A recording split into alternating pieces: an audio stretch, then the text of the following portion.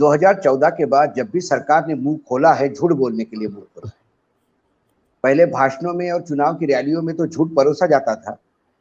ये दुर्भाग्य है देश का कि अब लोकसभा और राज्यसभा के पटल पे भी झूठे आंकड़े परोसे जाते हैं। ये वस्तुस्थिति, जिस गुजरात का डेवलपमेंट का मॉडल देश के सामने परोसा गया था, वही झूठा था और खोखला था। यदि आप Narendra Modi style of governance देखेंगे तो गुजरात में जब वो मुख्यमंत्री बने तो गुजरात के ऊपर नहीं के बराबर कर्जा था। उसके बाद जब उन्होंने छोड़ा तो गुजरात देश में सबसे ज्यादा कर्जदार राज्य बना हुआ है। तो कर्जा लेके दिवाली तो कोई भी कर सकता है। हमारे देश की वो भी स्थिति हुई थी जब चंद्रशेखर प्रधानमंत्री थे तो सोना देकर हमें पैसा लाना पड़ रहा था। साख बिल्कुल पूर्ण रूप से खत्म सी हो गई। उसके बाद मनमोहन सिंह आए। जब राव साहब आ गए तो उन्होंने मनमोहन सिंह को लाया, फ्री हैंड दिया, नई इकोनॉमी में बूस्ट आई।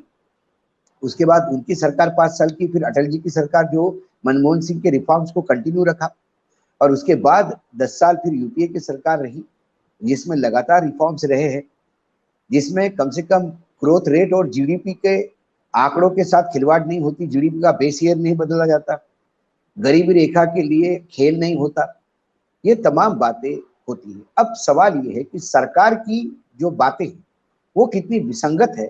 ये सरकार के खुद के बयान बार बार जो आते हैं सामने वो होते हैं। देश में नोटबंदी के पहले जितना कैश लोगों के हाथ में था उससे ज्यादा कैश अब वर्तमान में लोगों के हाथ में है, आरबीआई कहती है। तो फिर मार्केट में कैश की किल्लत क्यों है, कैश क्रंच क्यों? आप कहते हैं महंगाई हो गई। हमारे पास इकोनॉमिस्ट है, एक बड़ा प्लेन फॉर्मूला है इकोनॉमी का। जब महंगाई बढ़ती है इसका मतलब लोगों के हाथ में पैसा है तो परचेसिंग पावर बढ़ता है। जब परचेसिंग पावर बढ़ता है तो डिमांड बढ़ती है। डिमांड बढ़ती है तो फिर उद्योग का पहिया चलता है, सर्विस सेक्टर चलता है। जब वो तमाम चीजें चलती है तो सरकार का रेवेन्यू बढ़ता है, एम्प्लॉयमेंट जनरेट होता है और इकोनॉमी एक नए गोल्डन पीरियड में चली जाती है जहां धीरे धीरे धीरे धीरे एक विकास का ग्रोथ रेट आदमी पकड़ता है। ये बहुत ही प्लेन फॉर्मूला है। लेकिन ये अजीब देश है जहां कैश क्रंच है लेकिन महंगाई है। आरबीआई रेट बढ़ा रही है ताकि कैश का इनफ्लो कम हो, लेकिन कारपोरेट सेक्टर से लेकर तमाम सेक्टर्स पैसे के लिए रो रहे हैं। उसके बाद जैसा कि सर ने कहा कि हम हमेशा आंकड़ों में खेलते हैं और आंकड़े हमेशा मिसलीडिंग होते हैं, आपको वॉल्यूम्स भी देखने होते हैं। यदि आपके एक्सपोर्ट बढ़े तो आपके एक्सपोर्ट इसलिए नहीं बढ़े क्योंकि आपका वॉल्यूम बढ़ा है। 100 शर्ट एक्सपोर्ट करने में जितना पैसा भारत में आता था, 10 शर्ट एक्सपोर्ट करने में उतना ही पैसा आ रहा है क्योंकि पैसे की कीमत बहुत नीचे घटी है। जीएसटी का कलेक्शन सरकार अभी हाल ही में आंकड़े 1,60,000 के ऊपर जीएसटी गया। बड़े गर्व के साथ सब तमाम अंधभक्त कहते हैं, लेकिन इन महामूर्खों को कौन ये बताए कि जीएसटी परसेंटेज से होता है।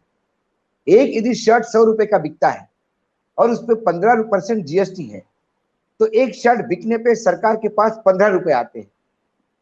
यदि सरकार के पास 30 रुपए आते हैं तो सरकार बोलती है 2 शर्ट बिक गए, लेकिन मार्केट की महंगाई एक शर्ट की ही कीमत 200 रुपए हो गई है, इसलिए आपका टैक्स कलेक्शन बढ़ा है। यदि टैक्स कलेक्शन बढ़ता है तो उस हिसाब से फिर मार्केट में सेल बढ़ना चाहिए, उस हिसाब से फिर इतना प्रोडक्शन का आउटपुट बढ़ना चाहिए, उस हिसाब से एम्प्लॉयमेंट जनरेट होना चाहिए। एम्प्लॉयमेंट हर महीने कम होती जा रही है। यही आंकड़े सरकार के ये कहते हैं कि जीडीपी का ग्रोथ रेट बहुत अच्छा है, हम प्री कोविड के लेवल क्रॉस कर चुके हैं और अब बिल्कुल गोल्डन पीरियड आ रहा है। सरकार ने 9% के ऊपर ग्रोथ रेट एक्सपेक्टेड किया था जनवरी में, फरवरी में वो अमेंड होकर 8.9 होता है और वास्तविकता में 8.7 होता है।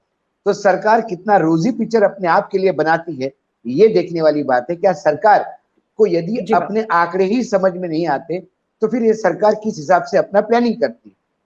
दूसरी बात, कोई भी प्लानिंग करने के पहले एक डाटा होता है जिसके भरोसे प्लानिंग की जाती है। अपने यहाँ डाटा कलेक्शन बंद है। जो अपने यहाँ स्टैटिस्टिक डिपार्टमेंट है, मिनिस्ट्री ऑफ स्टैटिस्टिक्स था, उसके बहुत सारे काम बंद किए गए हैं। उदाहरणार्थ अनएम्प्लॉयमेंट कितना होता है, आप जब एम्प्लॉयमेंट की बात करते हैं तो आप उसको ईपीएफ के साथ जोड़ते हैं, लेकिन आपके लेबर कमिश्नर जो कंपनियां ईपीएफ के अंडर भी नहीं आते उनके ऊपर घुटना रख के ईपीएफ उनसे कंपलसरी करवाते हैं। ऐसे में आप ईपीएफ का आंकड़ा देखते हो तो फिर बेरोजगारी का आंकड़ा क्यों बढ़ रहा है? यदि आपका जीडीपी बढ़ रहा है, यदि प्रोडक्शन सेक्टर, कंस्ट्रक्शन ऐसा सेक्टर है, रियल एस्टेट और कंस्ट्रक्शन, जो सबसे ज्यादा एम्प्लॉयमेंट जनरेट करता है अनऑर्गेनाइज सेक्टर में। यदि मैं गलत हूं तो मुझे हमारे यहाँ इकोनॉमिस्ट बैठे हैं, वो मुझे टोक सकते हैं, मुझे इसमें शर्म नहीं आएगी, क्योंकि हम पॉलिटिकल कमेंटेटर है, इकोनॉमी का स्टूडेंट जरूर रहा हूं, लेकिन एक लिमिट तक, मेरी भी एक लिमिट। तो जब ये सेक्टर ग्रोथ कर रहा है, ये रिपोर्ट कहती है, तो फिर एम्प्लॉयमेंट उसके हिसाब से ग्रोथ क्यों नहीं कर रहा है? यदि एम्प्लॉयमेंट ग्रोथ कर रहा है और यदि रियल इस्टेट और सर्विस सेक्टर खासकर फाइनेंशियल में ऊपर आ रहा है, फिर लोगों का अर्निंग कम क्यों हो रहा है? ये समझ के परे। आप एग्रीकल्चर में इनकम डबल करने की बात करते हो, आप साथ में ये भी करते हो कि एग्रीकल्चर ने इस बार हमारे जीडीपी को रोका है। वो कहते हैं कि इस बार गेहूं का प्रोडक्शन कम हो गया। क्यों कम हो गया? किसान मूर्ख नहीं है, जिस गेहूं को कीमत नहीं मिलती, एमएसपी पे सरकार अनाउंस करती है लेकिन खरीदने के लिए खरीदार नहीं होती। हमारे यहाँ एक पॉलिटिकल कमेंटेटर मेरे पास में, मेरे भाई बैठे हुए हैं जो किसान भी, उनकी खेती भी है। उन्होंने हमको बताया कि जब सरकार चिल्ला रही थी और बड़े बड़े बातें कर रही थी, तब उनका धान जो है उन्हें कई एमएसपी को बेचने को नहीं मिला, वो मार्केट रेट पे बेच के निकला है। जब लॉस का धंधा होता है तो इस देश के किसानों ने क्या ये ठेका लेके रखा है कि सालों लॉस का धंधा करके 2 टाइम की रोटी की व्यवस्था करें? अब किसान भी थक गया है, क्योंकि किसान को आप देते तो कुछ नहीं हो, भीख के नाम से आप एक कुछ सब्सिडी देते। दूसरी बात है सब्सिडाइज्ड मॉडल, ये देश के लिए सबसे बड़ा घातक होता है, ये कोई भी इकोनॉमिस्ट बताएगा। हमारे यहाँ लगातार चुनाव में जो ये फ्री बीज हो रही है कि हम 1000 रुपए ये दे देंगे, किसी को साइकिल दे देंगे, किसी को हम लैपटॉप दे देंगे।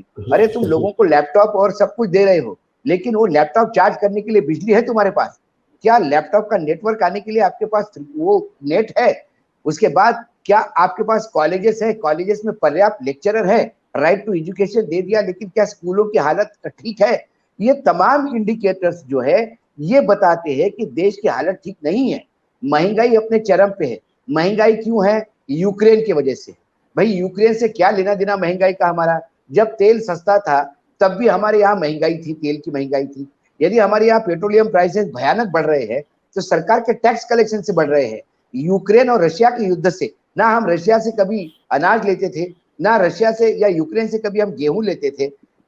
ऑन द अदर हैंड, जब यूक्रेन और रशिया का मार्केट खराब हो गया, अरे उनके युद्ध की वजह से उनके कस्टमर भारत की तरफ आ गए, तो आपके पास तो एक्सपोर्ट करने की स्थिति थी।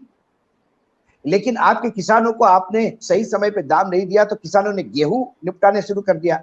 आपने जैसे ही एक्सपोर्ट खोल दिया, आपके देश में ब्रेड और बिस्किट के भाव बढ़ गए, आपको मजबूरी एक्सपोर्ट भी बंद करना पड़ा। जब मार्केट में आप बेचने के लिए तैयार हो जाते हो, जब आपके माल की मांग है, तब आप बेच नहीं सकते हो, क्योंकि आपकी जो घरेलू पॉलिसी है वो बहुत ही डिरेल्ड हो चुकी। तीसरी बात, जो बार बार मैं कहता हूं कि लोगों के पास कैश है, लेकिन कैश क्रंच क्यों? क्योंकि विनीता जी, पैसे का काम और शरीर में रक्त का काम एक ही होता है। जिस दिन शरीर में रक्त बहना बंद कर देता है, शरीर मृतप्राय हो जाता है। इकोनॉमी में पैसा, मनी इज फॉर सर्कुलेशन, जिस दिन मनी का सर्कुलेशन बंद हो जाता है, जो देश की आर्थिक स्थिति है वो मरणासन्न स्थिति में जाती हुई दिखाई देती है। यही कारण है कि आज लोगों की विश्वसनीयता नहीं होने की वजह से लोग पैसा बाहर नहीं निकालते। लोगों को लगता है जो पैसा मेरे पास है वही है, यदि इससे ज्यादा पैसा मेरे पास जो मैंने कहीं इन्वेस्ट करने के लिए किया तो मुझे ये पता नहीं कल जीएसटी का क्या स्लैब होगा, नए इन्वेस्टमेंट पे सरकार का नया कानून क्या होगा, क्योंकि ये तुगलकी सरकार बिना सोचे समझे रोज नए फरमान लाती है। एक कोई नया आप बदलाव करते हैं अर्थनीति में, तो आपको कम से कम उसको इम्प्लीमेंट करने में 120-36 करोड़ का देश है ये, 30-35 करोड़ का, और एक सब कॉन्टिनेंट है। एक आप डिसीजन लेते हो, उसको अंतिम स्थिति पहुंचने के लिए 5-5 साल का समय चाहिए। आप एक अमेंडमेंट, आप जीएसटी देखिए, क्या कोई व्यापारी इस देश का सीने पे हाथ रख के कह सकता है कि मैं आज माल भरूं तो मुझे पता नहीं कि इस माल का कल जीएसटी क्या होगा? और अंतिम जो बात मैं कहना चाहता हूं कि यदि जो कर्जा सरकार ले रही है, 57 लाख करोड़ 2014 तक लिया, उसके बाद 2014 से 22 तक 78 लाख करोड़ हो गया, देश के ऊपर 130-135 करोड़ लाख करोड़ कर्जा है, इसका सर्विसिंग, डेप्ट सर्विसिंग बजट पे क्या इंपैक्ट डालेगा? मेरे हिसाब से अभी करीब करीब 30 से 40% सर्विसिंग डेप्ट है, 138, और इसी हिसाब से यदि ये कर्जा लेते गए तो आने वाले समय में क्या हम 60% हमारे, तो फिर हमारे यहाँ इंफ्रास्ट्रक्चर की बात क्या होगी? सरकार निवेश की बात करती है कि हमारे यहाँ पूंजी बढ़ी है, निवेश बढ़ा है, निवेश कहाँ बढ़ा है ये देखने की जरूरत है। प्राइवेट सेक्टर में निवेश बढ़ा है या सरकार सिर्फ रोड बना बना के निवेश बढ़ा रही है? हमारे यहाँ फॉरेन एक्सचेंज आता है, फॉरेन एक्सचेंज किस लिए आता है? सरकार की नई नीति में आता है या सिर्फ स्टॉक मार्केट में आता है? अमेरिका में फेडरल बैंक जैसी अपने रेट बढ़ा देती है, हमारे यहाँ से सारा स्टॉक मार्केट धराशायी हो जाता है और चल जाता है। तो ये कई इंडिकेटर्स है इस देश के, ये बताते हैं कि देश की हालत बहुत ही बुरी स्थिति में है। ये तो जबरदस्ती देश को ये बताते रहते हैं कि सब चंगासी, सब चंगासी, और जिस दिन उन्होंने तो पहले ही कह दिया था कि भाई मैं तो झोला उठा के ले जाऊंगा, वो तो झोला उठा के चले जाएंगे, लेकिन जनता के हाथ में झोला भी रहेगा कि कटोरा रहेगा ये किसी को पता नहीं। यही कारण है कि सरकार के आंकड़े, सरकार के इंडिकेशन, सरकार के भाषण, सरकार की वेबसाइट, सरकार के प्रेस रिलीज और वर्तमान में मार्केट में जो यथार्थ के धरार पर तल पे स्थिति है वो कहीं मेल नहीं खाती। तो हम लंका की ओर बढ़ रहे हैं। भले ही हम अपने आप को अमेरिका, चाइना और ब्रिटेन और यूरोप के बड़े दोस्तों से बड़ी इकोनॉमी बोलते हैं, ये ख्याल अच्छा है गालिब सोचने में, लेकिन इसको यथार्थ के धरातल पे भी उतरना होगा। और आप हमसे जुड़े रहने के लिए सब्सक्राइब करें YouTube पर, फॉलो करें ट्विटर पर और लाइक करें Facebook पर। और ज्यादा जानकारी के लिए आपको टाइप करना होगा सिर्फ न्यूज नशा।